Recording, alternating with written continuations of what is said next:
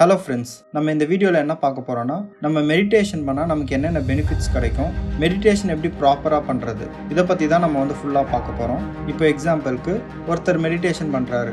First நல்லா ஒரு கம்ஃபர்ட்டான பிளேஸில் உக்காந்துக்கணும். அதுக்கப்புறம் முதுகு தண்டு வளையாமல் நல்லா நேராக நிமிந்து உட்காரணும். இதுக்கப்புறம் என்ன பண்ணணும்னா, இதுதான் ரொம்ப ரொம்ப முக்கியம். நம்ம உடம்பை சுற்றி ஒரு பாதுகாப்பு வளையம் இருக்கா மாதிரி நம்ம இமேஜினேஷன் பண்ணணும். ஒரு கூண்டுக்குள்ளே கிளியை உக்காந்துட்டு இருக்கோம்ல, அந்த மாதிரி உங்களை சுற்றி ஒரு பாதுகாப்பு வளையம் இருக்கா மாதிரி நீங்கள் இமேஜினேஷன் பண்ணணும். ஏன் அப்படி பண்ணுறோன்னா, நம்ம மெடிடேஷன் பண்ணும்போது தேவையில்லாத ஒரு நெகட்டிவ் எனர்ஜி வெளியே இருந்து நம்ம உடம்புக்குள்ளே வரத்துக்கு நிறையவே சான்ஸ் இருக்குது. அதனால தான் நம்ம இந்த மாதிரி பாதுகாப்பு வளையம் போடணும். செகண்ட் ஸ்டெப் என்னென்னா, உங்களுக்கு பிடிச்ச ஏதாவது ஒரு காடு, அது யாராக வேணாலும் இருக்கலாம். உங்களுக்கு பிடிச்ச காடை ப்ரேயர் பண்ணி கூப்பிட்டுட்டு உங்களோட இஷ்ட தெய்வத்தை வணங்கிட்டு அதுக்கப்புறம் நீங்கள் மெடிடேஷன் ஸ்டார்ட் பண்ணலாம். ஃபஸ்ட்டு இந்த 2 ஸ்டெப்பை மறக்காமல் ஃபாலோ பண்ணுங்கள்.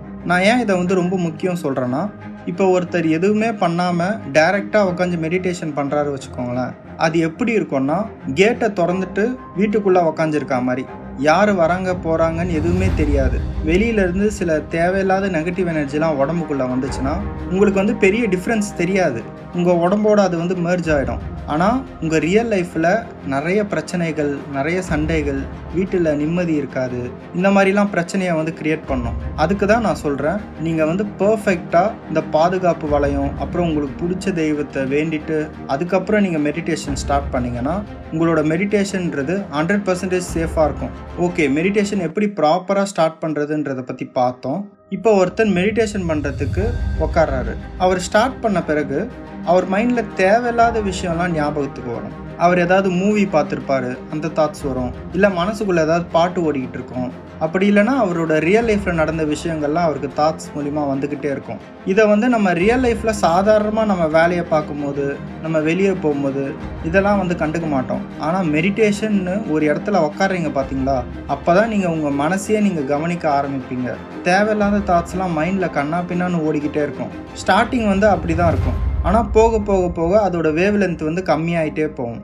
ஒரு 1 hour பண்ணால் உடம்புல ஒரு நல்ல பாசிட்டிவ் எனர்ஜி கிடைக்கும். அதுக்கப்புறம் மெடிடேஷன் பண்ணிகிட்டு இருக்கும்போது உங்களுக்கு நடுவில் ஒரு வைப்ரேஷன் மாதிரி வரலாம். எனக்கு அந்த வைப்ரேஷன் வந்திருக்கு, நான் எக்ஸ்பீரியன்ஸ் பண்ணியிருக்கேன். நீங்கள் மெடிடேஷன் பண்ணுறீங்க, உங்களுக்கு அந்த வைப்ரேஷன் வந்துருந்துச்சுன்னா கீழே கமெண்ட் பண்ணுங்கள். நார்மலாகவே ஒருத்தர் மெடிடேஷன் பண்ணும்போது எப்போ வேணால் அந்த வைப்ரேஷன் வரலாம். அந்த வைப்ரேஷன் வரும்போது உங்கள் உடம்புல என்ன நடக்குதுன்னா, உங்கள் உடம்புல அந்த பாசிட்டிவான எனர்ஜி ஏறுதுன்னு அர்த்தம். நீங்கள் இந்த பிரபஞ்சத்தோட கனெக்ட் ஆகுறீங்கன்னு அர்த்தம். அந்த மாதிரி வைப்ரேஷன் வர்றது ரொம்ப நல்லது. ஓகே, இந்த மெடிடேஷனால் வரக்கூடிய பெனிஃபிட்ஸ் பற்றி பார்ப்போம். மெடிடேஷனில் கிடைக்கிற ஃபஸ்ட்டு பெனிஃபிட் என்னென்னா, லா ஆஃப் அட்ராக்ஷன். நம்ம நினச்சது நடக்கிறது. நமக்கு நிறைய ஆசைகள் இருக்கும்ல, இதை வாங்கணும், அதை வாங்கணும், இதை பண்ணணும், அதை பண்ணணும். இது எல்லாமே ஸ்பீடாக நடக்கும். மெடிடேஷன்லாம் பண்ணாமல் இருந்தால் ஒருத்தருக்கு நார்மலாக அவர் நினச்சது நடக்கும், ஆனால் லேட் ஆகலாம், அது எப்போ வேணாலும் கிடைக்கலாம். பட் இதுவே மெடிடேஷன் பண்ணால் உங்களுக்கு நீங்கள் நினச்சது ஸ்பீடாக கிடைக்க ஆரம்பிக்கும். அது பைக்காக இருக்கலாம், இல்லை காராக இருக்கலாம், இல்லை பணமாக இருக்கலாம், எதா வேணாலும் இருக்கலாம். நீங்கள் எவ்வளோக்கு எவ்வளோ மெடிடேஷன் பண்ணி உங்கள் மனசை நீங்கள் கட்டுப்படுத்துகிறீங்களோ உங்களுக்கு நிறைய விஷயம் கிடச்சிக்கிட்டே இருக்கும். மனசுன்றது ஒரு அல்லாவுதீன் பூதம் மாதிரி. அதை நீங்கள் கண்ட்ரோல் பண்ணிட்டீங்கன்னா நீங்கள் கேட்குறதுலாம் உங்களுக்கு கிடைக்கும். ஆனால் அதை கண்ட்ரோல் பண்ணுறதுன்றது அவ்வளோ சாதாரண விஷயம் கிடையாது. அதுக்கு தான் நீங்கள் மெடிடேஷன் பண்ணி உங்கள் மைண்டை நீங்கள் கண்ட்ரோல் பண்ணணும், உங்கள் கண்ட்ரோலுக்கு கொண்டு வரணும். நினச்சது நடக்கிறதுனா, இப்போ நீங்கள் ஆப்பிள் வேணும்னு நினைக்கிறீங்க, உடனே மரத்துலேருந்து உங்கள் கைக்கு விழாது. அந்த மாதிரி மேஜிக்லாம் நடக்காது. ஆனால் ஒரு லாஜிக்கோட ஒரு விஷயம் நடக்கும். என்னென்னா, திடீர்னு யாராவது பத்திரிக்கை எடுத்துகிட்டு கொடுப்பாங்க. அதில் பார்த்தீங்கன்னா ஃப்ரூட்ஸில் அதில் ஆப்பிள் இருக்கும். அப்போ தான் நீங்கள் யோசிப்பீங்க, ஓ, நான் ஆப்பிள் வேணும்னு நினச்சது இந்த மாதிரி வந்திருக்கு. இந்த மாதிரி தான் ஒரு லாஜிக்கோடு தான் இந்த யூனிவர்ஸ் நடக்கும். இந்த படத்தில் காட்டுற மாதிரி திடீர்னு வர்றது அந்த மாதிரிலாம் வராது. ஒரு லாஜிக்கோடு தான் நடக்கும். இந்த மாதிரி நிறைய விஷயம் நம்ம நினச்சதை அடையலாம்.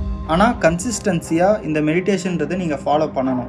டெய்லி 45 minutes ஆர் 1 hour உங்களால் எவ்வளோ முடியுதோ டெய்லி பண்ணிக்கிட்டே வரணும். நடுவில் போர் அடிக்கும், வெறுப்பாக இருக்கும், அதெல்லாம் உங்கள் மைண்டு உங்களை ட்ரிகர் பண்ணும். ஆனால் அதெல்லாம் தாண்டி நீங்கள் டெய்லி பண்ணிக்கிட்டே வந்தால் உங்கள் மைண்டு உங்களுக்கு கண்ட்ரோல் ஆகும். நீங்கள் நினச்சதெல்லாம் ஃபாஸ்ட்டாக நடக்கும்.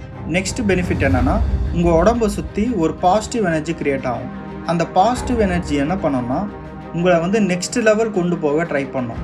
நீங்கள் இப்போ ஒரு ஃப்ரீக்வன்சி ஒரு லெவலில் இருப்பீங்கள்ல, இதை அடுத்த லெவலுக்கு கொண்டு போகும். இது மூலிமா நீங்கள் லைஃப்பில் முன்னேறது, நிறைய புது புது விஷயங்களை பார்க்குறது, நிறைய புது புது ஃப்ரெண்ட்ஸ் கிடைப்பாங்க.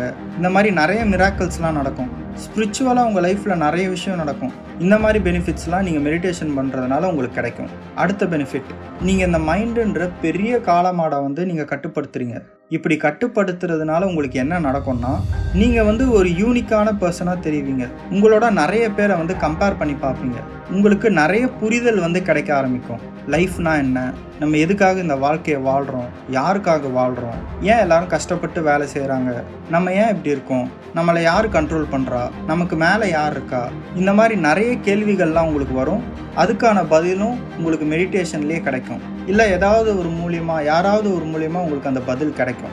இது மூலிமா நீங்கள் லைஃப்பில் நிறைய விஷயங்களை தெரிஞ்சுப்பீங்க. இது மட்டும் இல்லை, இதனால் நிறைய அற்புதங்கள் வாழ்க்கையில் நடக்கும். இதை எக்ஸ்பீரியன்ஸ் பண்ணி பார்த்தா தான் உங்களுக்கு அது புரியும். பட் கண்டிப்பாக உங்கள் லைஃப்ன்றது பாசிட்டிவாக போகும். எல்லாருமே இந்த மெடிடேஷனை ட்ரை பண்ணி பாருங்கள். கண்டிப்பாக உங்கள் லைஃப்பில் சக்ஸஸ் ஆவீங்க. அப்புறம் முக்கியமான ஒரு விஷயம், மெடிடேஷன்றது முடிஞ்ச அளவுக்கு நீங்கள் விடிய காலையில் பண்ண ட்ரை பண்ணுங்கள். ஏன் சொல்கிறேன்னா, விடிய காலையில் தான் அந்த பாசிட்டிவ் எனர்ஜின்றது ரொம்ப அதிகமாக இருக்கும். அந்த டைமில் எல்லாரோட மனசும் ஆஃபில் இருக்கும். அந்த வேவ் லென்த்துன்றது சுத்தமாக இருக்காது.